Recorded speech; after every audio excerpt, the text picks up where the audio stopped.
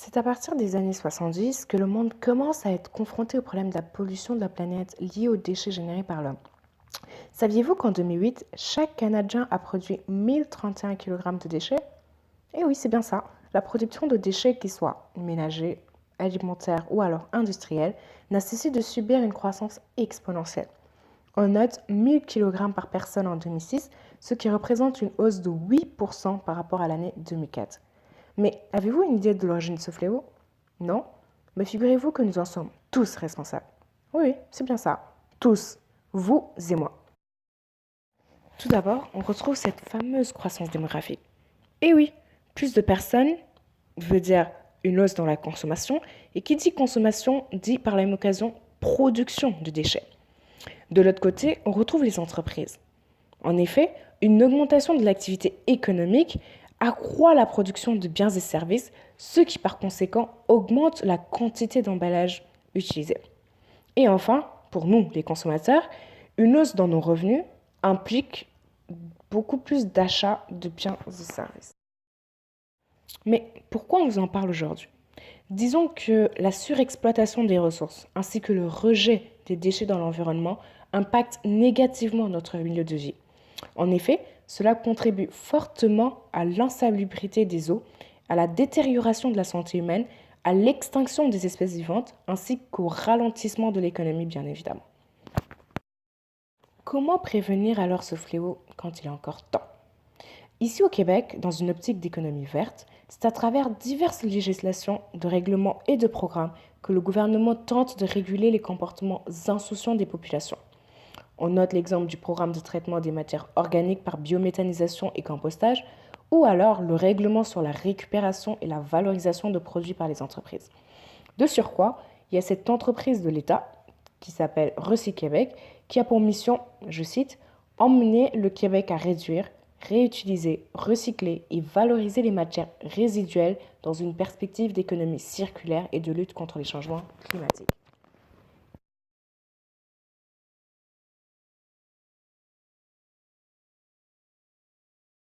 Je vous dirais qu'en grosse partie, ce qui est difficile au Québec et un peu partout, j'imagine à travers le monde, c'est l'acceptabilité sociale.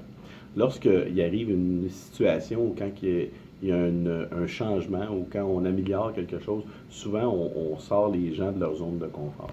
Alors à tous les fois qu'il y a un changement qui s'est fait en environnement, ben, il y a toujours eu un temps où les gens ont dû accepter.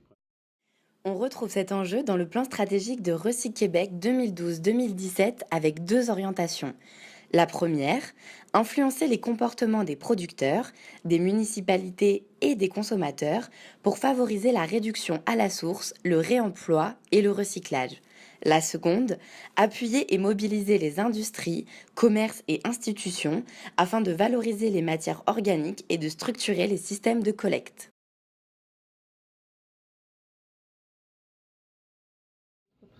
Ah, ben, je vous dirais que les parties prenantes dans son ensemble, nous, on dit toujours, c'est les citoyens, les ICI, qui sont les industries, les municipalités. On a trois grandes parties prenantes. Alors, à toutes les fois qu'il y a une organisation ou un concept qui s'installe, à toutes les fois, on a besoin de convaincre ces trois parties-là. Les municipalités, l'industrie et les citoyens. Sur le site internet de Recyc Québec, on retrouve trois onglets principaux: citoyens, municipalités et organismes, qui expliquent à chaque groupe ce que Recyc Québec fait et peut faire pour eux. Mais pourquoi ces trois groupes? Les citoyens ont besoin de se débarrasser de leurs déchets, ainsi que les entreprises et les industries. Les municipalités, quant à elles, doivent gérer la récupération de ces déchets.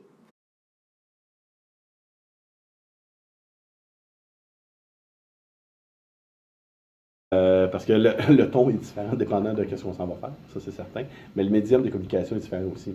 Exemple, lorsqu'on va parler des municipalités, on va utiliser le courriel, mais ça va avec la gravité aussi. Souvent, on va avoir tendance à envoyer des courriels, hein. On envoie de moins en moins de papier, je sais. On veut minimiser le papier, mais on va envoyer des courriels. Si jamais il n'y a pas de taux de réponse, ben là, on a des équipes en place qui, eux, vont commencer sur le téléphone, vont aller faire des visites, vont aller les rencontrer. Mais je vous dirais que ça dépend de la grandeur du projet. Quand on parle de biométhanisation ou de compostage pour les matières organiques, ça prend des tables de travail, des tables de concertation. On débute souvent par ça. On va faire des regroupements de travail pour comprendre la situation. Donc, le médium, ça va être un médium de concertation un peu plus, pour Par la suite, un coup que le plan va émaner de ça, là, après ça, aller vers un médium qui a un peu plus de communication, de traçabilité, d'indicateurs de performance. Fait que ça va vraiment par étapes pour réussir à l'atteindre. En ce qui concerne les modes de communication, nous venons de voir celui des municipalités et des entreprises. En ce qui concerne les citoyens, c'est par la publicité que Recyc Québec communique avec eux et par le biais des réseaux sociaux et de leur site internet.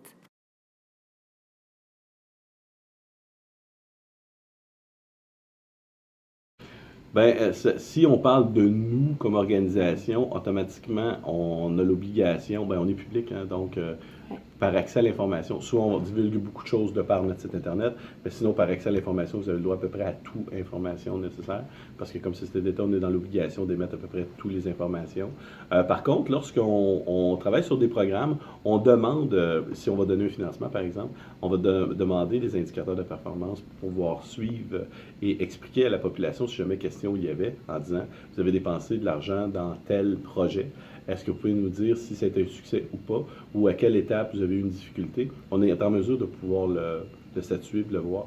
On a aussi un plan de développement durable qui est attaché à l'ensemble de l'appareil gouvernemental, dont on doit faire des suivis puis rapporter des chiffres. Donc, on a des indicateurs qui sont attachés à ça aussi. Alors, je vous dirais qu'en majeure partie, particulièrement parce que c'est des fonds publics, on a une obligation de divulguer l'information. On trouve sur le site internet de Recyc Québec l'ensemble des documents corporatifs et légaux qui encadrent le mandat et les activités de Recyc Québec. Chaque année, l'entreprise dresse un bilan de ses activités, disponible sur leur site internet en version anglaise et française. De plus, on y trouve une multitude d'informations, comme les documents déposés par Recyc Québec à l'Assemblée nationale, l'organigramme de l'entreprise ainsi que le salaire de son dirigeant, ou encore le montant des contrats et dépenses de publicité pour l'année 2016. Recyc Québec est une entreprise transparente, aussi bien sur un niveau financier que organisationnel et social. Pour ce qui est des normes et réglementations respectées par Recyc Québec, nous avons entre autres la norme nationale sur les composts. Elle est certifiée par le Bureau de normalisation du Québec. Cette réglementation met l'emphase sur le bien-être de l'humain, de la préservation de la faune et de la flore. Elle émet des lignes directrices à respecter qui sont suivies de près par Recyc Québec et constamment améliorées dans le but de toujours faire de meilleurs choix en matière de protection de l'environnement.